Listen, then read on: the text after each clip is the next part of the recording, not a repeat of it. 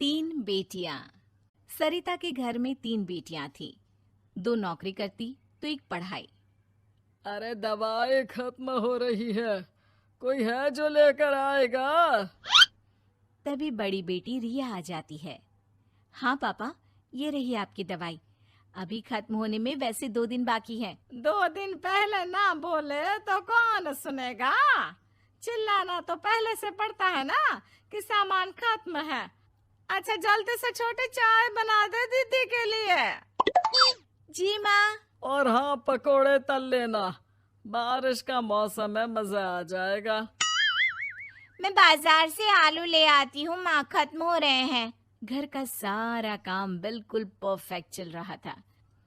दोनों बेटियां पढ़ाई के बाद नौकरी कर रही थी और छोटी पढ़ाई, पिता की पेंशन और अपना मकान। लेकिन पास की कमला चाची।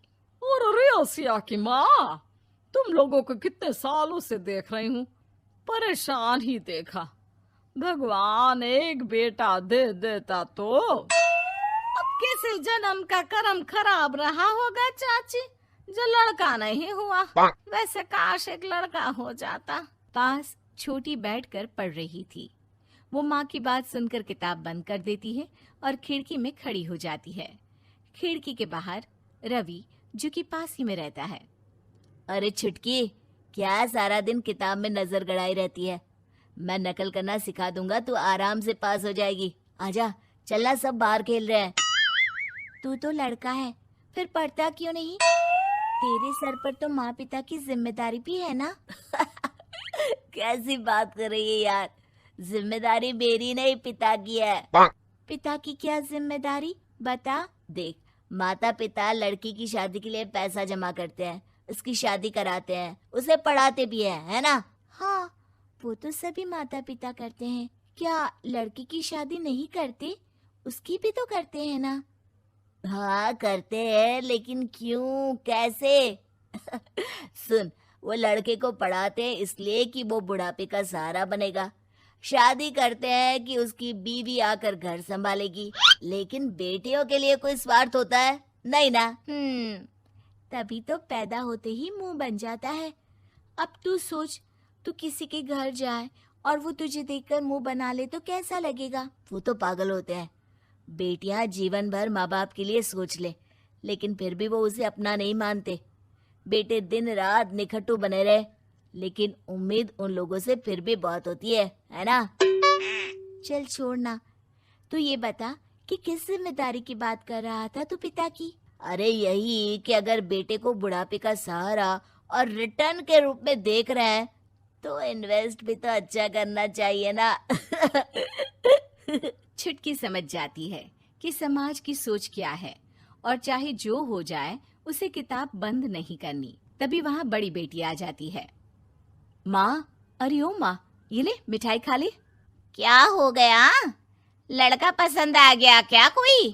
भैया ऐसा हो तो मिठाई ना ही खिला, चली जाएगी तो घर कैसे चलेगा? अरे लड़की को क्या जीवन भर बिठाने का इरादा है? तू बता बेटी, किस चीज की मिठाई खिला रही है, क्या हो गया? अरे पापा, आपको पता है ना, जिस डॉक्टर के अंडर में मैं काम कर रही थी, उन लोगों ने मेरे काम को देखते हुए मेरी स्कॉलरशिप पास करवा दी है। अब अस्पताल में ही क्लास चला करेगी, आगे की पढ़ाई भी और पैसे की कमाई भी। ये तो अच्छी बात है। तू पढ़ जाएगी तो छोटे को भी अपनी राह लगा लेना। बाकी मछली तो वैसे ही ऑलराउंडर है। तीनों बेटियों के बाद भी उन लोगों के घर किसी चीज की कमी नहीं थी। पापा, ये लीजिए कार की चाबी, मैंने आपके लिए कार ली है। अब आप कहीं भी जाएं तो अपनी कार से जाइएगा। अरे क्या जरूरत थी? जितना खर्च करोगी दहेज मांगने वालों के मुंह भी उतने ही खुल जाएंगे। तो हम दीदी की शादी ऐसे घर में करेंगे ही नहीं जहाँ शादी के लिए पैसे मांगने की जरूरत हो। अरे जो खुद खड़ा नहीं होगा वो हम लोगों के कंधे में क्यों शादी करेगा? क्यों पापा? अरे शादी में तो दहेज मैंने भी लिया था, तो क्या मैं तेरी माँ के कंधे पर हूँ? खुद की पेंशन है, बेटियां कमा रही हैं, मजे हैं। बस एक मलाल है कि बेटा नहीं हुआ। पापा, जब आपने बोला कि मजे हैं, मैं तभी समझ गई थी कि अगली लाइन में आप यही बोलेंगे कि मलाल है। कोई बात नहीं पापा, फिलहाल आप ये कार लेकर घुमाओ। माँ, तुम भी जाओ पापा के साथ। दोनों पति पत्नी बेटी की दी गई गिफ्ट कार में बैठकर घूमने निकल रहे थे कि पड़ोसी बोल पड़ता है। अरे भाई साहब, नई कार, यहाँ तो साइकिल भी बेचने की नौबत है। नजर ना लगाइए भाई साहब, जीवन में कार का सपना पूरा होना हम लोगों के लिए तो बहुत बड़ी बात है। हाँ हाँ, लाखों की कार हम हजारों की कमाई वालों के लिए कहाँ मुमकिन थी, ऊपर से तब जब कोई बेटा भी नहीं है। वैसे भाई साहब, आपकी साइकिल बिक क्यों रही है? भगवान की दुआ से तो आपके 4 लड़के हैं। हाँ हाँ, आपको तो हेलीकॉप्टर से घूमना चाहिए। और खाक हेलीकॉप्टर भाई साहब, अब क्या छुपाना, 2 लड़के तो कुछ कमाते ही नहीं, सारा दिन टीवी मोबाइल में लगे रहते हैं। और बड़े 2 जो किसी तरह जिम्मेदार बने भी हैं, बहू के कहने पर 1 पैसा हम लोगों को नहीं देते, ना इज्जत है ना मान सम्मान। हाँ भाई साहब, भाभी बता रही थी, बहू के होते हुए भी नौकरानी की तरह सारा दिन लगी रहती है घर के कामों में। आप किस्मत वाले हैं भाई साहब, जो बेटियां घर के साथ साथ बाहर का काम भी पूरी जिम्मेदारी से संभाल रही हैं।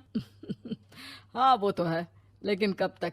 एक ना एक दिन तो ससुराल निकल जाएंगी, फिर तो वही हम दोनों और वही पेंशन। आप लोग भी कौन सा संजीवनी बूटी खा कर आए हैं? चलिए चलिए जाइए, नई कार का मजा लीजिए। अच्छा ऐसा करते हैं, मेरी बहन के घर चलते हैं, काफी वक्त हो गया है मिले। दोनों बहन के घर जाते हैं, जहाँ उसकी बहन और उसका पति बैठकर चाय पी रहे होते हैं। अरे भाई भाभी, आज रास्ता कैसे भूल गए आप लोग? अरे हम तो फिर भी भूल गए, तुम तो कभी नहीं आते हमारे घर। अरे कोई आने का साधन भी नहीं है ना, अब बस से आना हम लोगों के बस की बात तो रही नहीं भाई।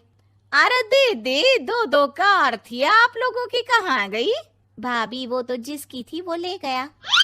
मतलब? 2 बेटे हम दोनों से अलग हो गए हैं, अपनी कार ले गए, अब हम दोनों अकेले, खुद बनाना खुद खाना। भाई बहन के घर से मिलकर बेटी की गिफ्टेड कार में बैठकर निकल जाते हैं। काश हम लोगों को भी लड़का हो जाता।